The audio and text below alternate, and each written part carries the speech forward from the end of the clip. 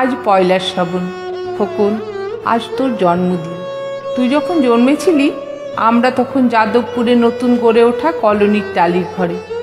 তোর school master বাবা সেই হ্যারিকেনের আলো জ্বলা ঘরে আনন্দে আর খুশিতে ঝলমলে হয়ে উঠেছিলেন তুই আসার পর। তোর নাম রেখেছিলেন সুকল্যাণ।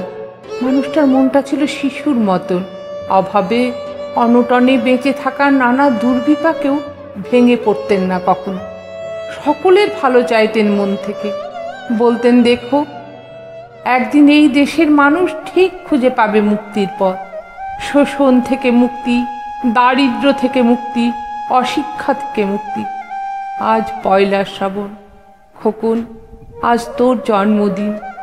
ছোটবেলায় তোর মনে আছে আমাদের ভাঙা মেঝেতে বাক্স থেকে বার করা মেজমাসির হাতের তৈরি আসনটা পেতে দিতাম, সামনে রাখতাম ঠাকুরের আসনের প্রদীপখানা, তুই বসতিস বাবুকে চুপটি করে। তোকে আমরা একে একে ধান দুব্বো মাথায় দিয়ে আশীর্বাদ করতাম।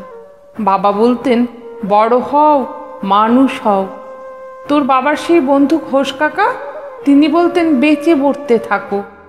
তুই জিজ্ঞেস করতিস মা বড়তে মানে কি মা? আমি শুধু তোর মাথায় ধান দুব্বই দিতাম, বলতাম না কিছু, শুধু মনে মনে বলতাম ঠাকুর আমার খোকনকে মস্ত বড় মানুষ করে তোলো, আমার খোকন যেন সত্যিই মানুষ হয়, ওর যেন কখনো কোনো বিপদ না হয় ঠাকুর। অভাবের সংসারে কই একটা দিন পয়লা শ্রাবণ কষ্টের পয়সায় একটু বাড়তি দুধ নিতাম, পায়েস রান্না করে দিতাম তোকে। তুই খুব ভালোবাসতিস পায়েস খেতে। তোর বাবা বাস স্ট্যান্ডের দোকান থেকে নিয়ে আসতেন তোর প্রিয় মিষ্টি ছানার গজা। সামান্য স্কুল মাস্টারিতে কি বা আয় হতো, ঘরে বসে ছাত্র পড়িয়ে আসতো কিছু। দাও দাও অভাবের আগুনে সে রসদ পড়তে সময় লাগতো না। তোর বাবার জামা সেলাই করতাম আর বারবার বলতাম আসছে মাসর একটা জামা বানিয়ে নিও। উনি হেসে উঠে বলতেন বাদ দাও তো, খোকন বড় হচ্ছে, ওর জন্যে ভাবছি দুধ রাখতে হবে আরও আসছে, দুধে শক্তি বাড়ে, বুদ্ধি বাড়ে। শক্তি আর বুদ্ধি না হলে তোমার খোকন মস্ত বড় মানুষে উঠবে কি করে? ভাবছি আরও দুটো টিউশনি নেব। ছাত্র পড়িয়ে পড়িয়ে মানুষটা দিনের শেষে ক্লান্ত হয়ে যেতেন। বারান্দার ধার ঘেঁষে যখন রাতের অন্ধকারে জোনাকির ব্যস্ততা আর ঘরে তোর পড়া মুখস্থ করার এক টানা সুর আমাদের কলোনির ভাঙাচুরা বাড়িটাকে জীবন্ত করে রাখত।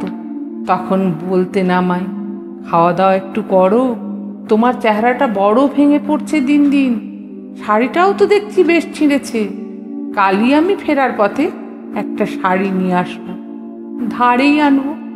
আমি বলতাম ধুর, সামনে খোকনের উঁচু ক্লাস, কত বই পত্তর কিনতে হবে, কত খরচ।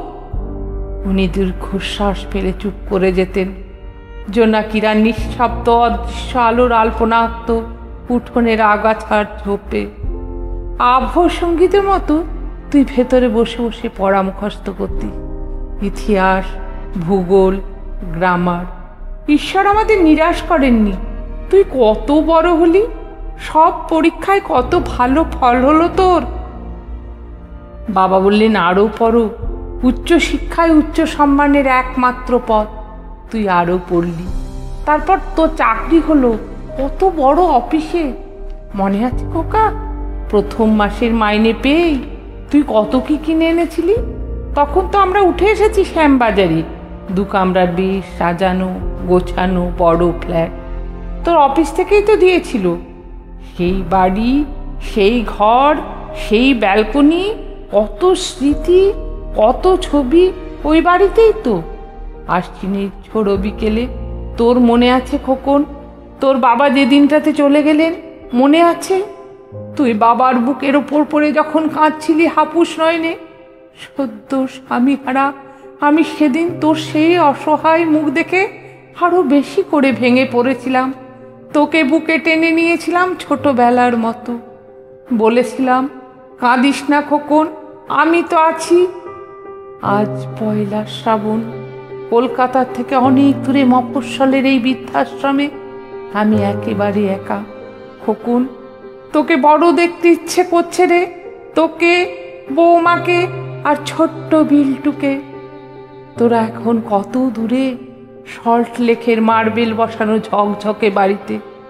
আজ তো জন্মদিনের নিশ্চয়ই খুব বড় পার্টি হচ্ছে, তাই না রে খোকন? লোকজন, হইচই, খাওয়া দাওয়া, খুব ভালো, খুব ভালো। খোকন, আজ পয়লা শ্রাবণ। আমার বড় মনে পড়ছে যাদবপুরের ভাঙা ঘরে রাত্রে তুই আমার পাশে শুয়ে মাঝে মধ্যে হঠাৎ খুব ভয় পেয়ে আমায় জড়িয়ে ধরতি। আমি বলতাম, ভয় কি রে, আমি তো আছি, মা তো আছে খোকনের। যার মা থাকে তাকে কি ভূতে ধরে? তুই নিশ্চিন্ত হয়ে ঘুমিয়ে পড়তিস আমার বুক জুড়ে। তোর আধুনিক সংসারে এই বুড়িটার একটু ঠাঁই হলো না রে। প্রতিমাও তো মা, ওরও তো আছে আমার খোকনেরই মতো কোল আলো করা এক চাঁদের টুকরো। কিন্তু সময়ের কি আশ্চর্য পরিবর্তন। খোকন, তুই বোধ হয় আর এখন পায়েস খাস না, তাই না রে? তুই জানিস না খোকন, আজ আমি সকালে পায়েস রান্না করেছি। হ্যাঁ, তোরই পাঠানো টাকায়। সারাদিন সেই পায়েসের বাটি সামনে নিয়ে বসে আছি রে, এখানে এই বৃদ্ধাশ্রমে, আমার একলা ঘরে। আর কেউ নেই।